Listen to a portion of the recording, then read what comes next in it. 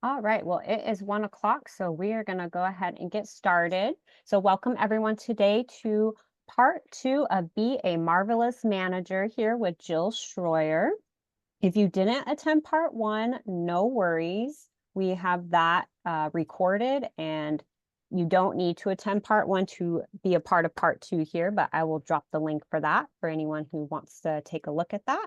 And this is part two of a 5-part series. So definitely check out the next few ones coming up. I'm just going to share a little blurb about SCORE. I know a lot of you know about SCORE, but I'm going to pop this up while we are waiting for a few more people to come on in here. So as you know, SCORE is national, and we are SCORE Utah, and we are part of the Arizona-Utah district here. And we offer free mentoring, workshops, webinars like the one today, webinars on demand like the one I dropped in the chat there. That's just a pre-recorded one. And then also tons of resources, templates, tax season going on, a lot of financial templates, P&Ls, anything for small business planning, marketing plans. So definitely take a look at those if you are needing help with finding some documents.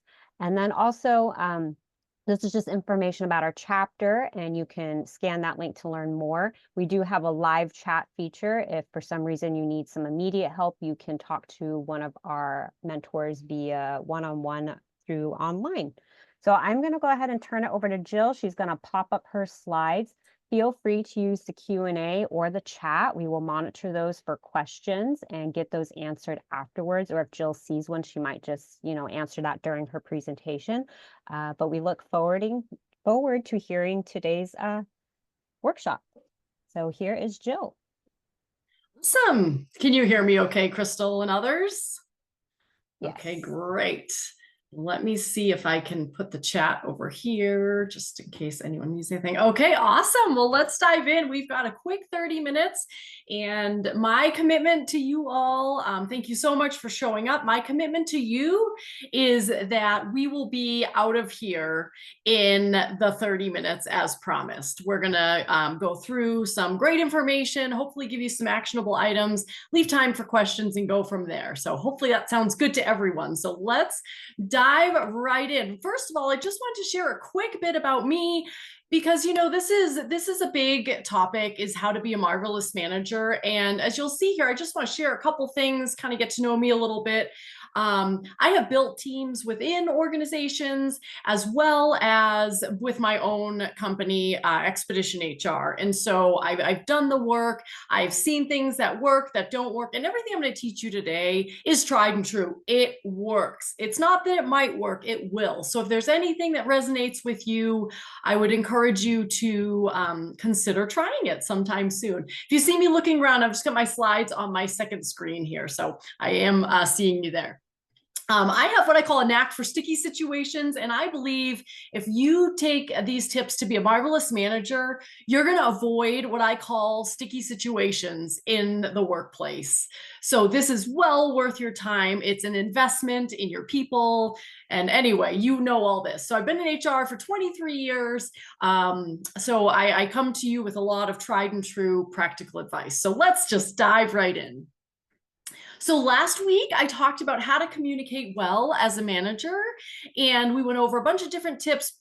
Like Crystal said, please do check out the recording. But this week is actually one of my favorite of the 5 sections we're going to talk about, and it's how to build relationships and trust as a manager, which is so important. As you'll see here on this slide, what we have upcoming too, in case you're kind of wondering, well, what are the next lessons, what's coming down the pike here. So what I'm going to ask of you, if that's okay, is to be open to learning one thing today and to implement one thing that you hear today in the next couple of weeks. So that's my only ask of you. Now, I'm going to share a lot within this short 30 minutes. I don't expect you to take everything with you. My goal for you is to take 1 or 2 things and implement them. Of course, take as many notes as you need, but really the idea is take something that resonates, put it into practice, and I think you'll see some great results. So, what I want to talk about first, when we're talking about trust, building trust on a team is like engine oil. The car might keep running if it gets low or it gets dirty. You can actually probably go on quite a long time not really knowing anything's wrong with your engine oil. And then suddenly your car is going to stop. It's not going to work anymore. And you're going to have a problem because you're going to have to get somewhere. It's like your team. You can put this off and say, yeah, we just have so much going on. We're busy. I'm not going to do these things. And eventually, trust is going to have eroded so much with your team that it's going to be super hard to rebuild that. You know the expression, it takes years to build trust and a mere second to lose it. So remember, even though things might be going along and seemingly okay, we can't forget about that engine oil, which is also about building the trust.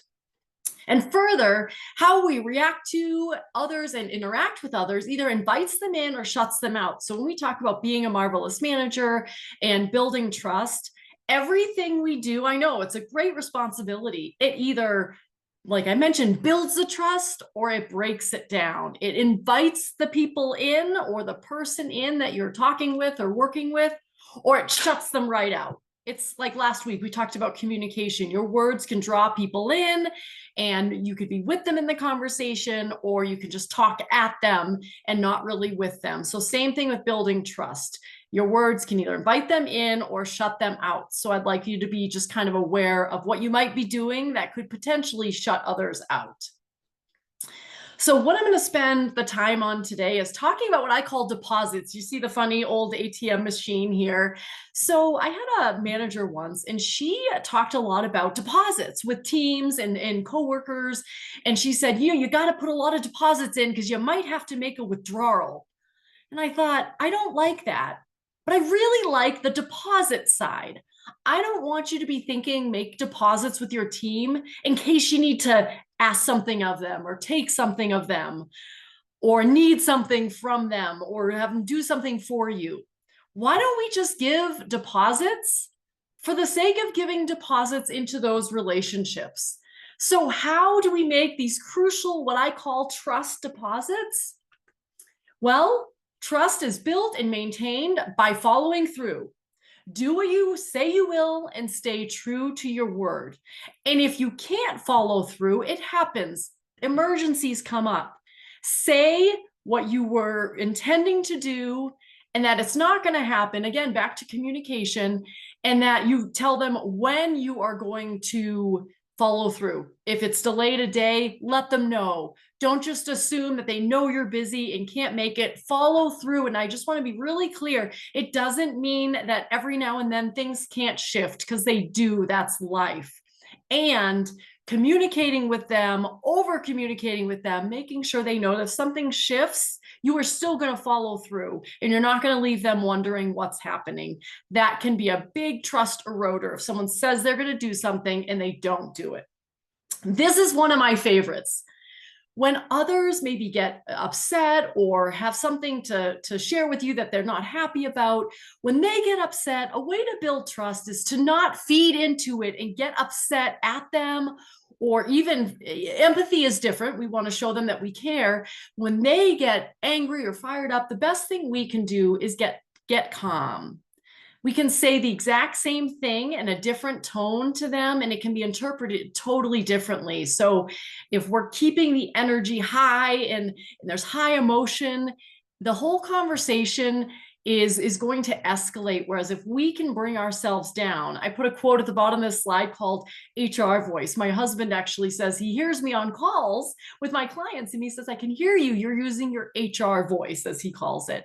And I thought that was important to bring in here because building trust, you have to have a nice, even, calm way of communicating with your team. If you're always really excitable, that could erode trust. I'm an excitable person.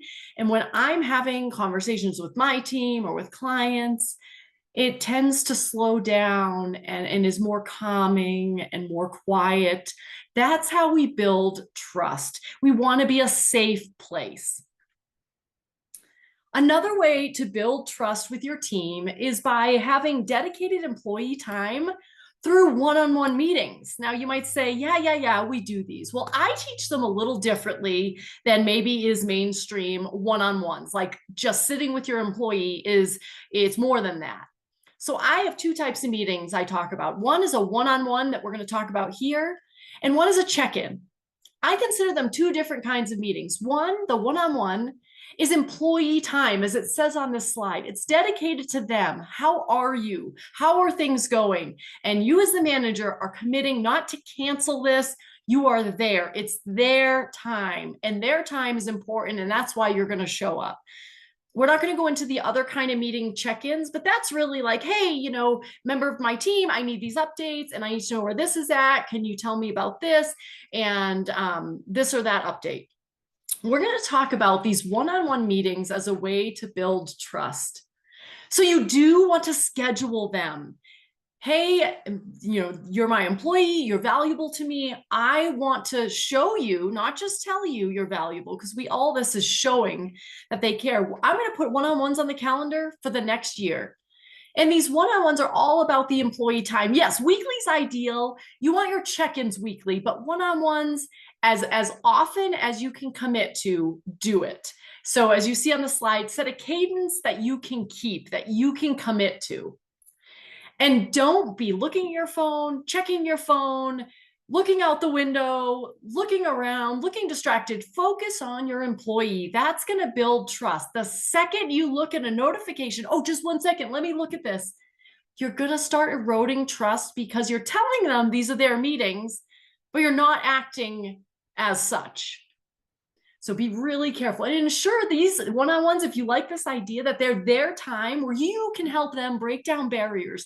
Even if it's something personal, I get asked, well, what if they want to bring up something in their personal lives or vent about something? You should be there for it. These are one-on-one meetings. Yes, we want to be careful with all the personal things at work. We don't want to probe and ask really personal questions to our employees. And we want this one-on-one time to be a space where if something's going on, they know they've got your attention during this meeting to share that with you, and that you're going to be all ears. You're going to really, last week we talked about communication. You're not just going to sit there and kind of give them lip service.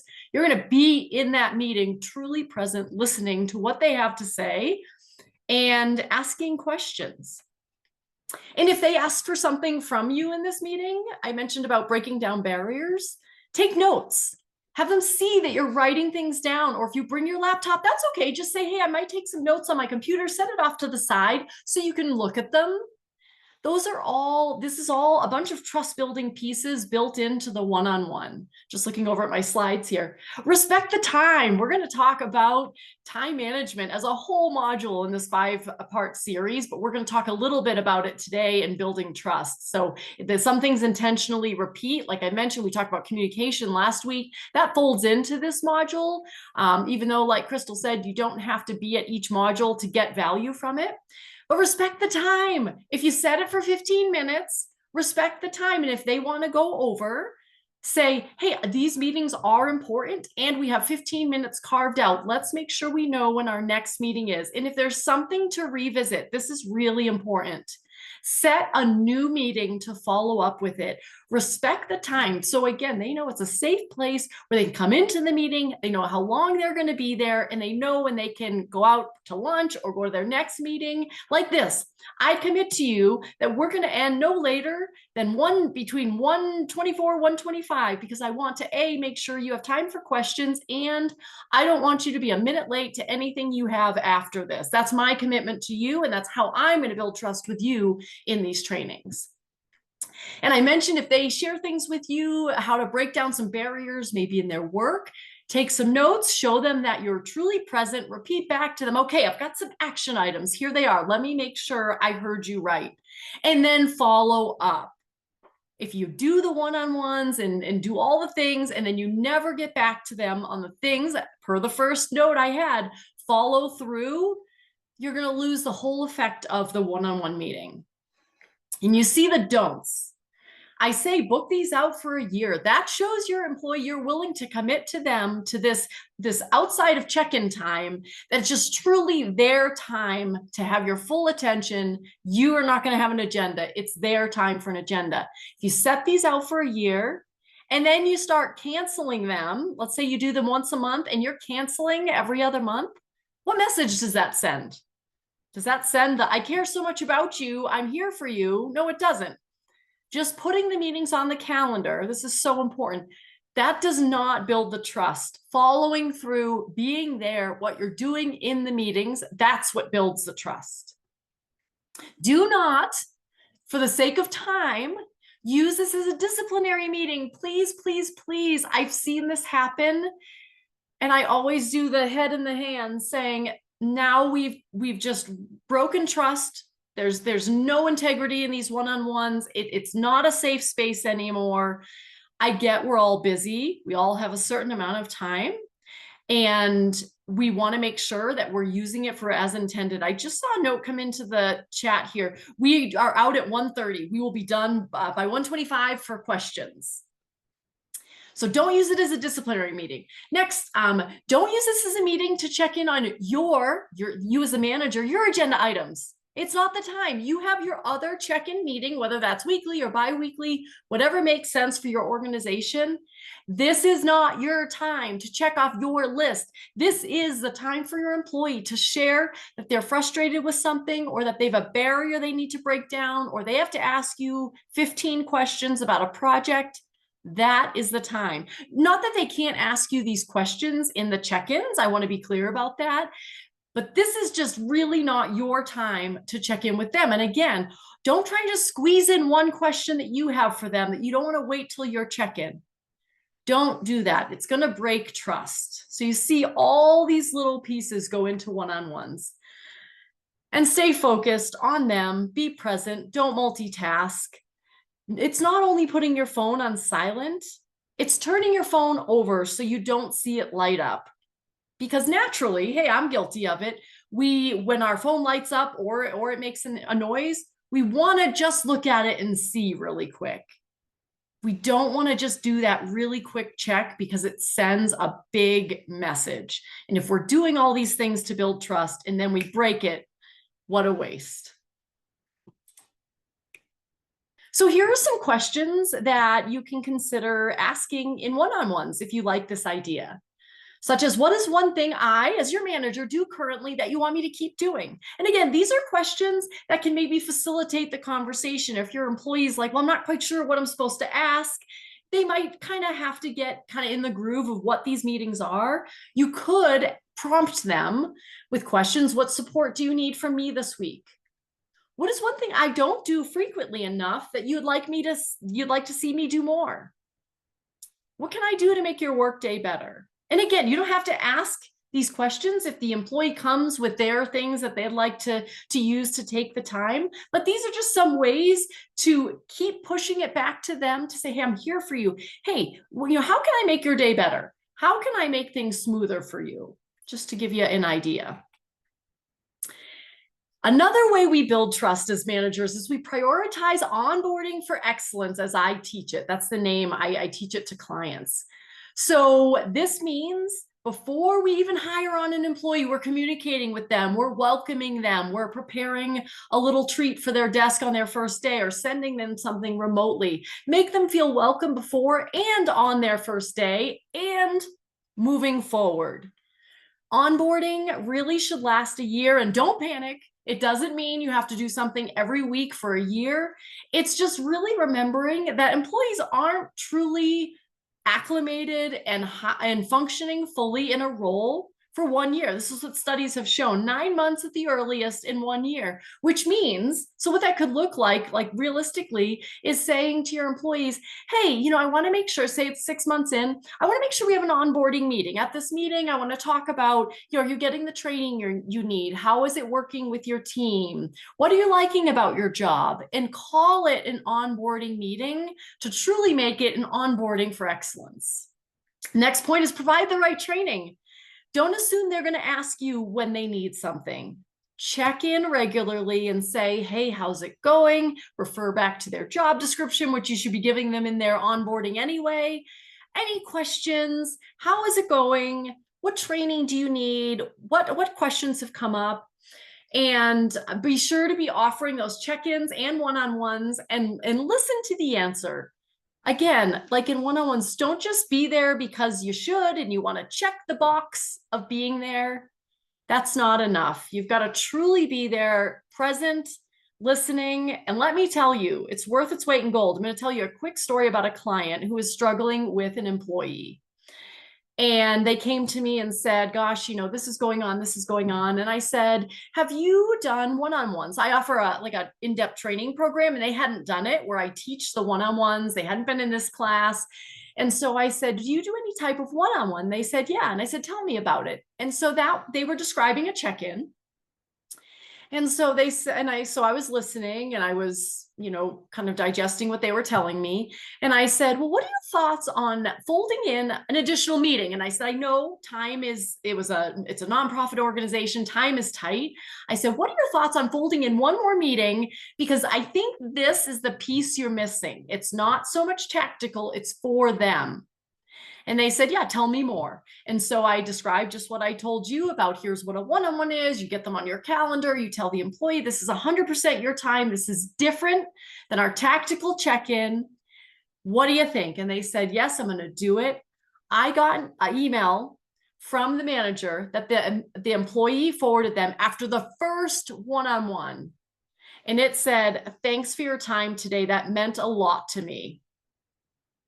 Simply her making the time for the employee, which again, it's such a simple idea. What I teach is always simple. I don't teach big, complex things. I teach simple things that you can start doing right away.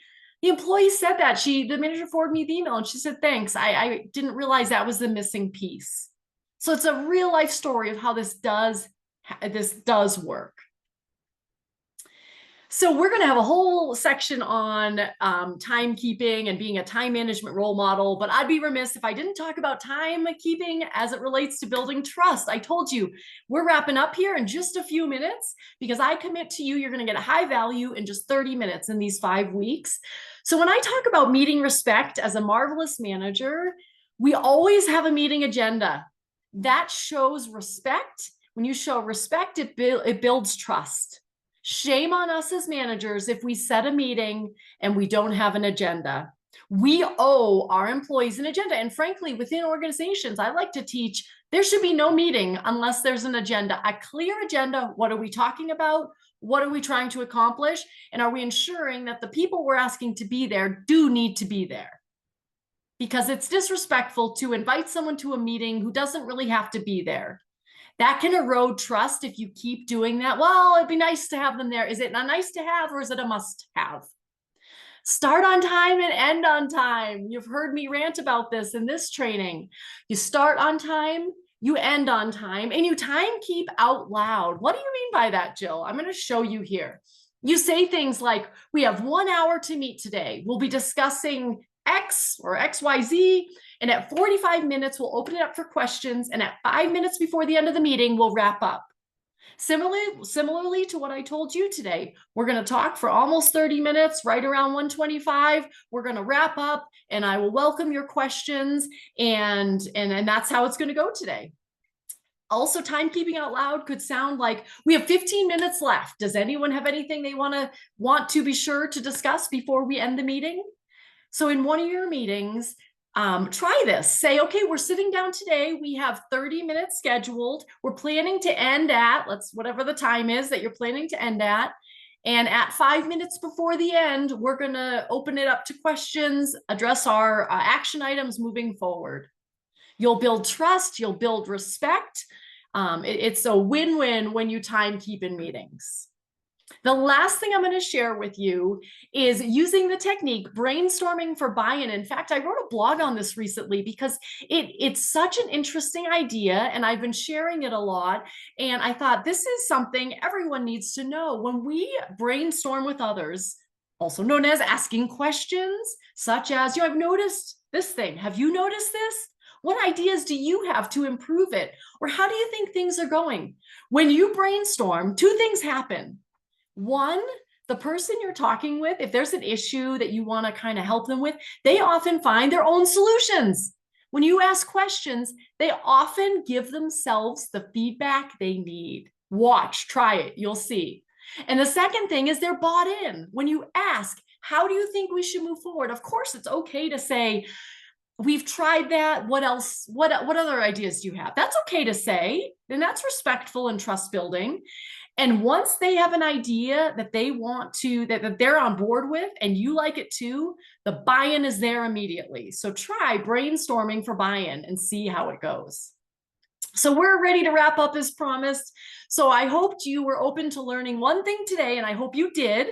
If you're willing to put it in the chat, or I know we can't shout it out, but if you're willing to put in the chat something that resonated with you, it actually will help others. If you say, "Ooh, this thing resonated," someone else might see your note in the chat and say, "Ooh, me too, I'm going to note that." And take one thing and put it into effect in these next 2 weeks. Can you do that for me? And so as we wrap up, I want to share that next week, we're going to talk about how marvelous managers provide frequent and effective feedback. One of my favorite topics, being that tough conversations is an area I love. So I'm going to leave you today with something I'd like to offer you. So I've made a little video bundle, and what they are, they're all like 3-ish minutes. And there's a quick video on each of the topics for this Be a Marvelous Manager series that you can actually download and use with your team. They're yours. You can feel free to tell them who I am and why I'm giving the videos, or you can look at them to further your knowledge. If you scan the QR code, they're yours. And I love connecting on LinkedIn. So if anyone wants to reach out, I try and post relevant information to how being a marvelous manager and building trust helps when you have tough conversations. And that is all I have for you today. Thank you so much for being there. I'd be happy to answer any questions. We do have one question in the Q&A. You might just want to glance over it. You know, I don't think I see it. Okay, I can read it then. So the client was saying they feel there's risk in asking, how can I make your day or experience better? And in that they can ask for things that are unreasonable, more than a little bit of a stretch capacity wise. So if we were to risk asking as a goodwill gesture, how might we reply in those cases where we won't be able to accommodate them without leaving with a bitter taste in our mouth? Okay, I love this question so much. And I get this a lot when I talk about stay interviews and one-on-ones. What a fantastic question. Thank you for asking that. So I want you to have a kind of a toolbox of phrases, and for as many as I can give you here today. So the key thing is listen. Resist the urge to go, "Oh, that's not possible. Why are you asking for that again?" And the idea is that you've got some employees who probably won't be kind of difficult in their answers, and some, like you're mentioning, will be more like, "Oh, I want this and this." Listen, all this still applies. Take notes, repeat back to them what they're sharing without promising anything, and saying, "These are a lot of really good things you brought up, and I appreciate you sharing them. It's hard to bring up things that you want to ask for. So I appreciate that. Thank you." Thank them. And say, "I'm not ready to respond to these right now. Would you allow me some time to, give some thought to what you shared and circle back with you? Would that be okay?" And oftentimes when you say, "Would you be willing to," or "Would that be okay?" it's really hard for people to say, "No, answer me right now." And if they do say, "Answer me right now," you could say, "What you've shared is important, and I really want to spend the time it deserves to think about these things. So again, would it be okay if I circled back with you?" And then from there, you'll have to see if there's some things you can do. And there's kind of twofold here is we want to be quick to dismiss it immediately anyway, because sometimes once we've stepped back from it, we think, well, that might not have been so unreasonable after all. Or maybe it actually was something that I could actually give them in another form, if that makes sense. I hope that was somewhat helpful. Let me know.